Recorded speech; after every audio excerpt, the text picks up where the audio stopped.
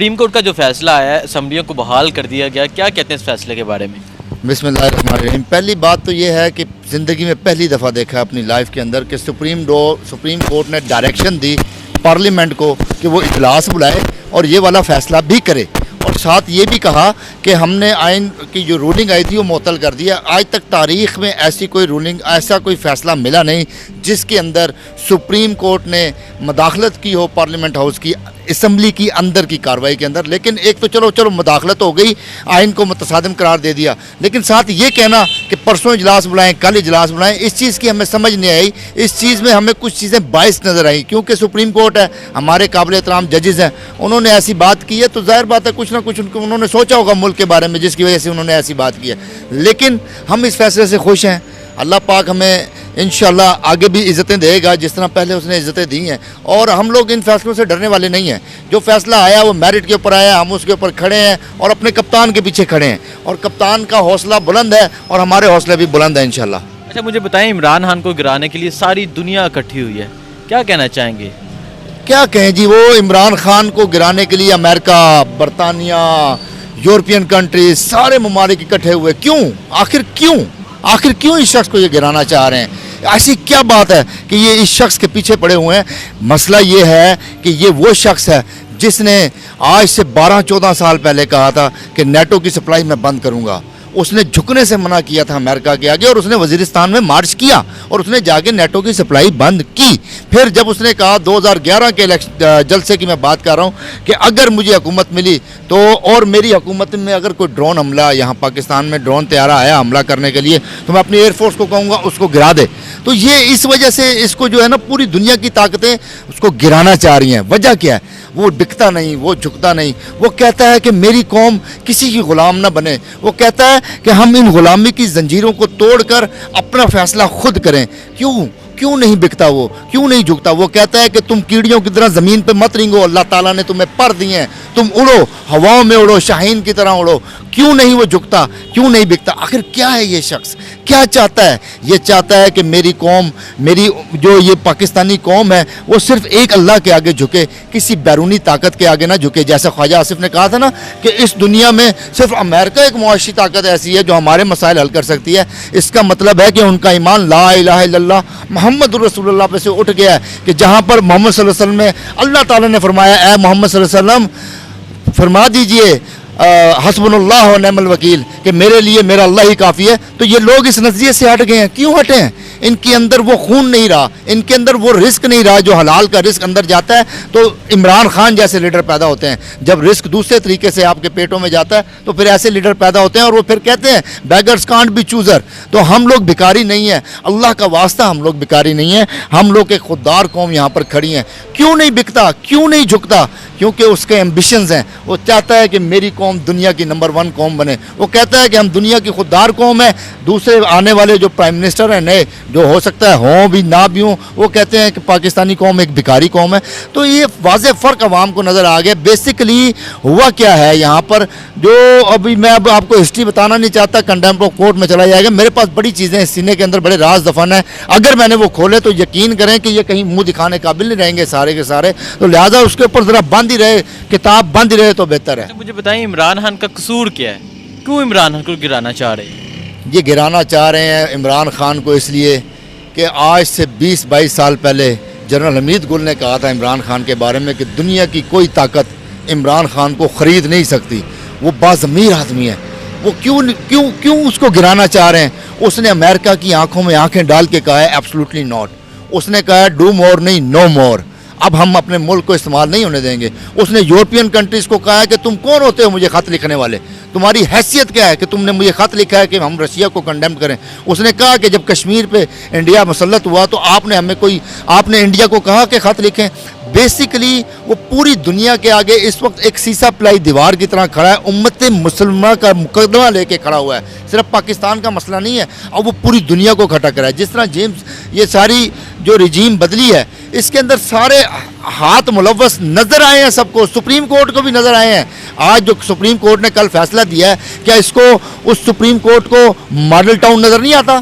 उस supreme court को बल्दिया town नज़र नहीं आता, उस सुप्रीम कोर्ट को वो सेनेटर्स जो पैसे लेके यूसुफ रज़ा गिलानी के साहबजादे ने खरीद के सेनेटर्स बनाए वो नज़र नहीं आते, वहाँ पर आइन की इज्जत इनको नज़र नहीं आती। इनको ये सिंध हाउस के अंदर जो हॉर्स ट्रेडिंग हुई उसमें आइन की इज्जत इनको नज़र नहीं आई। खुदारा खौफ करें, आपने अपनी कब्रों में जाकर जवाब देना अल्लाह को। दुनिया में अगर आप लोग यहाँ जिस मनसब पे बैठे हुए हैं ये अल्लाह ताला का बड़ा कड़ा हिसाब होगा, क्योंकि लोगों की नज़रें आपके ऊपर टिकी हैं। इन अदालतों में 40-40 साल 50-50 साल लोग अपनी ज़मीनों के मुकदमे लड़ते लड़ते मर जाते हैं, उनके बच्चे लड़ते हैं, उनके बच्चे लड़ते हैं। ये अदालतें अमीरों के लिए तो इतवार को लग जाती हैं, गरीबों के लिए ये 10-10 साल 20-20 साल 30-30 साल फैसला नहीं करते। और अदालती निज़ाम के हवाले से पूरी दुनिया में हम 140वें नंबर पे खड़े हुए हैं। इस अदालती निज़ाम पे हमेशा नज़रिए को इन्होंने आगे रखा और इंसाफ के फैसलों को पीछे रखा। तो मेरी ये गुजारिश है कि होश के नाखून लें, क्योंकि अभी मेरे पास मज़ीद बहुत ज़्यादा इन्फॉर्मेशन है, मैं यहाँ कहना नहीं चाहता। अगर मौका मिला तो मैं कहीं बैठ के बताऊँगा भी। बताएं कि इमरान खान अब क्या करेगा? इमरान खान की हुकूमत तो जाने वाली नज़र आ रही है, क्या होगा? देखिए खान साहब, हम पहले भी 22-23 साल अपोजिशन में रहे हैं, हमें कोई फ़र्क नहीं पड़ता। जो खिलाड़ी होता है उसके लिए ये हार जीत इससे कोई मसला नहीं होता, लेकिन जब वो हार के निकलता है तो वो जीत उसकी जो जीत होती है वो कंफर्म हो जाती है। अभी हम आवाम के अंदर जाएंगे, अभी आपने देखा था 27 मार्च को जो जलसा हुआ है, पाकिस्तान की हिस्ट्री में ऐसा जलसा नहीं हुआ। आपने केपी का इलेक्शन देखा, इसी दौरान जिस दौरान अदम एतमाद थी, 70% हमने क्लीन स्वीप किया। तो हम लोग आवाम के अंदर जाएंगे, आवाम के अंदर मुकदमा रखेंगे और इन लोगों की वो असलियत बताएंगे, हर इदारे की असलियत बताएंगे वहाँ जाकर कि कौन सा इदारा किधर किस जगह खड़ा हुआ था। जब हम ये चीज़ें आवाम के अंदर डिलीवर करेंगे तो खान साहब इंशाअल्लाह इससे ज़्यादा ज़ोर से आके इनके अंदर लगेंगे, बजेंगे और इनको हम दिखाएंगे कि इलेक्शन लड़ते किस तरह। बेसिकली ये जो 2-4-6 महीने की गवर्नमेंट लेने के लिए ये नहीं आए। मैं अभी आपको यहाँ पर जो चीज़ें कोट कर रहा हूँ, या आप गवर्नमेंट बनते ही देखिएगा कि ये काम होंगे। ये सबसे पहले आके अपने मुकदमात ख़त्म करेंगे। आज कौन हमारा वज़ीर आज़म का कैंडिडेट है, कौन वज़ीर आला पंजाब का कैंडिडेट है? दोनों वो लोग हैं जो नैब के अंदर पेशियां भुगत रहे हैं, जिनके मुकदमात अरबों रुपए के चल रहे हैं। दोनों के खिलाफ मुकदमात चल रहे हैं, शहबाज शरीफ के खिलाफ भी, हमजा शहबाज के खिलाफ भी। ये सबसे पहले आके अपने अटॉर्नी जनरल लगाएंगे, जिस तरह पहले कमज़ोर केस के देकर ख़त्म किया गया। सारी चीज़ें प्रूव हैं, आवाम के सामने आई हुई हैं, बैंक ट्रांजैक्शन, ये उनको ख़त्म करेंगे, ये नैब को ख़त्म करेंगे। ये जो EVM मशीन थी, जो इलेक्ट्रॉनिक मशीन के धांधली ना हो, ये उसको ख़त्म करेंगे। ये सारी चीज़ें ख़त्म करेंगे, फिर ये कहेंगे जी इलेक्शन कर लें।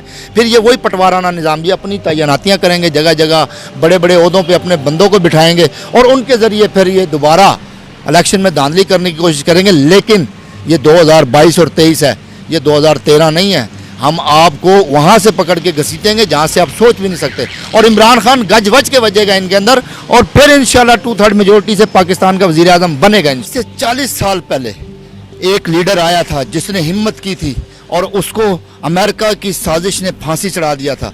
40 साल तक इस मुल्क में गुलाम पैदा होते रहे जो अमेरिका के आगे सर झुकाकर खड़े रहे। 40 साल बाद एक शख्स दोबारा उभरा इस मुल्क के अंदर। एक माँ ने दोबारा ऐसा सपूत जमा जिसके बारे में कहा जाता है कि हज़ारों साल नरगिस अपनी बेनूरी पे रोती है, बड़ी मुश्किल से होता है चमन में दीदावर पैदा।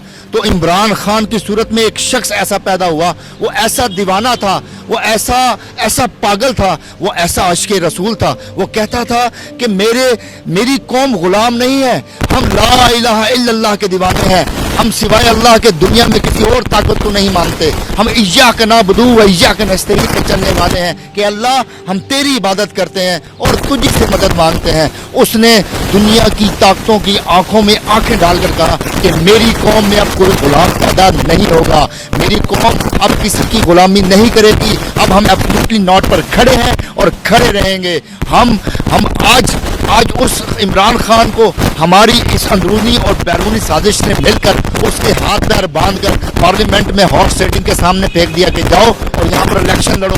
ने उनके हाथ पैर बांध कर उनके सामने फेंक कर बेबस कर दिया। और ऐसा करके क्या ये समझते हैं कि ये खान को शिकस्त दे देंगे? खान दोबारा आएगा और इंशाअल्लाह इससे ज़्यादा ज़ोर से आएगा। और जो लोग जो साजिशें इसके अंदर मुलव्वस थी, जो बाइडन जैसा और वो डोनाल्ड लूज जैसे बंदे जिन्होंने इस मुल्क को गुलाम बनाया, और उनके जो हमायती हवारी यहाँ पर हैं जो कहते हैं बैगर कांट बी चूदर, जो कहते हैं कि अमेरिका दुनिया की सबसे बड़ी मईशत है, हम कहते हैं दुनिया की सबसे बड़ी मैशत है ला इलाहा इल्लल्लाह मोहम्मद रसूलुल्लाह।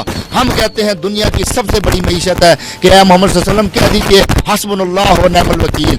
हम कहते हैं कि दुनिया की सबसे बड़ी मैशत है इय्याका नअबुदु व इय्याका नस्तईन, कि अल्लाह हम तेरी इबादत करते हैं और तुझी से मदद मांगते हैं। हम कहते हैं कि दुनिया की सबसे बड़ी जो इस वक्त मैशत है वो अल्लाह और उसका रसूल है, उससे ना पहले कुछ है ना बाद में कुछ है। हम इसी ईमान इसी नज़रिए को लेकर आगे बढ़ेंगे और इन ताकतों को, इन जैसे लोगों को जो कहते हैं कि पाकिस्तानी कौम एक ग़ुलाम बने, हम इस ग़ुलामी की जंजीरों को तोड़ रहे हैं आहिस्ता आहिस्ता। और इंशाअल्लाह एक दिन आएगा कि हम ये जंजीरें तोड़कर दुनिया की एक अजीम कौम बनेंगे। और इन सब को जिन्होंने इमरान खान को एक हाथ पैर बांध कर हॉर्स ट्रेडिंग के सामने इस फरसूदा निज़ाम के सामने फेंक दिया, इन सब को एक दिन हम जवाब लाजमी देंगे इंशाअल्लाह।